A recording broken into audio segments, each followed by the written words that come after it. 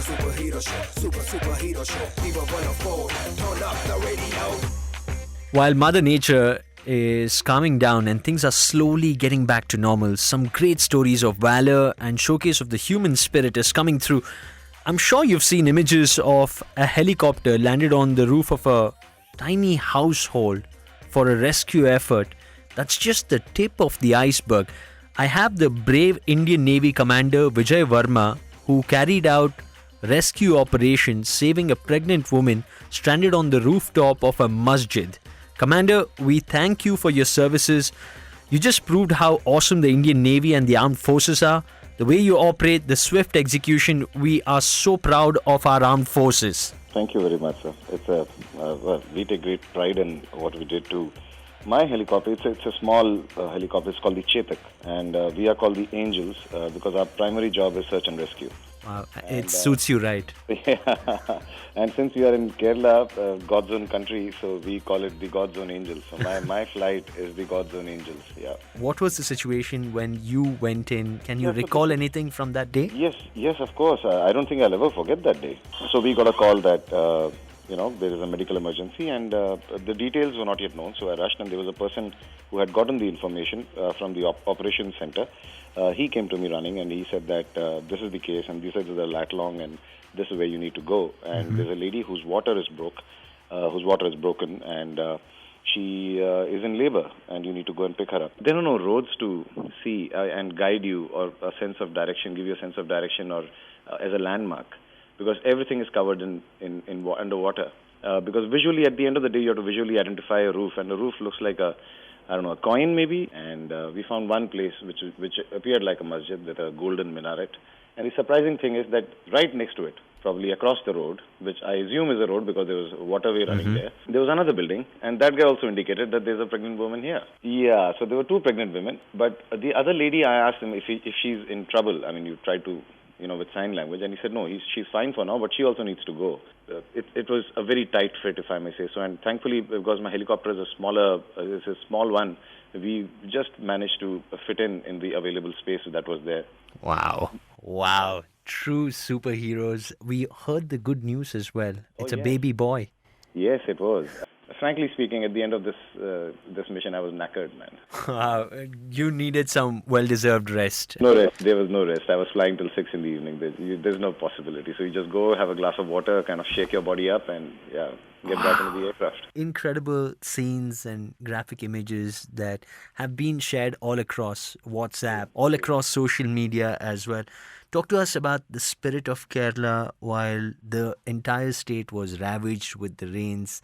Fishermen who really did their part came out from the seas to the roads to help people out. Yes, and that's it's part of the news right now. Everybody's talking about it. But to think that on their own initiative, they realized the place is flooded, and up the river in their boats with those twin motors, they've done stellar service there. They did a great job. I was deeply involved with the rescue throughout the effort. Now, of course, the danger has passed. The worst is over. Yeah. Now it's more of rehabilitation and rebuilding. Rebuilding and a lot of rebuilding, really. Every home it's devastated. You have nothing left. It's affected everyone from the poorest of the poor to the rich. I mean, a calamity really does not discriminate in that. I have seen the poorest of the poor. Hope in people's eyes when you're coming in with food and water with you. More than that, there were places where I have gone to drop packets of food. There was a rooftop with about 15-20 people, and we have these large bags which have got food items and water inside. So we dropped 1, 2, 3 of these big bags, and as we were about to drop the fourth, they said, no, stop. We have enough for now. Go give it to somebody else. Wow.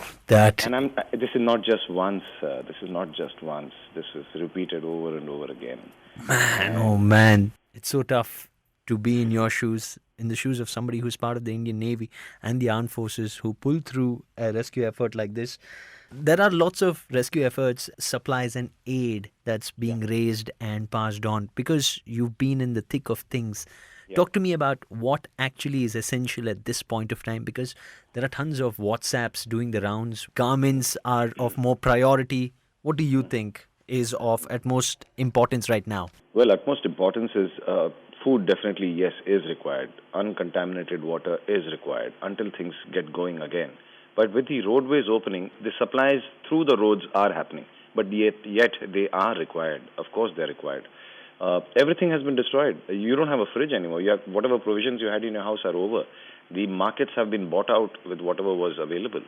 There's a crisis happening as we speak. Frankly speaking, I would not be an authority on this matter, but if you ask my personal opinion, then I would say the food, the rebuilding, right from, getting your house going, mattresses, bed sheets, clothes, everything is gone. They have nothing left. Bed sheets and blankets, just so that wherever they are, they have some amount of support and some kind of protection from the cold, which is existing nowadays in the night. You will not realize it until you have to sleep in the open. There are 30 relief centers in a small little village. That's how things are going because they cannot move back into their houses. Now it's a long, arduous task to get back to normal for the people who are affected. It's going to be a long journey. It will happen. What I have seen is the volunteer groups getting together. The young of Kerala, the youth in Kerala, I think is a very proactive youth. One call for volunteer and hundreds would land up wherever it was required. Wow. No, seriously, this is something that I've seen with my own eyes in the waters, with boats. There were young men who cut down banana trees and created rafts out of it. This is, I'm talking about as I'm rescuing, and this is what is going on the ground. Truly, truly enriching experience to see that happen. Just the selflessness for someone to say, you know what, rescue this person.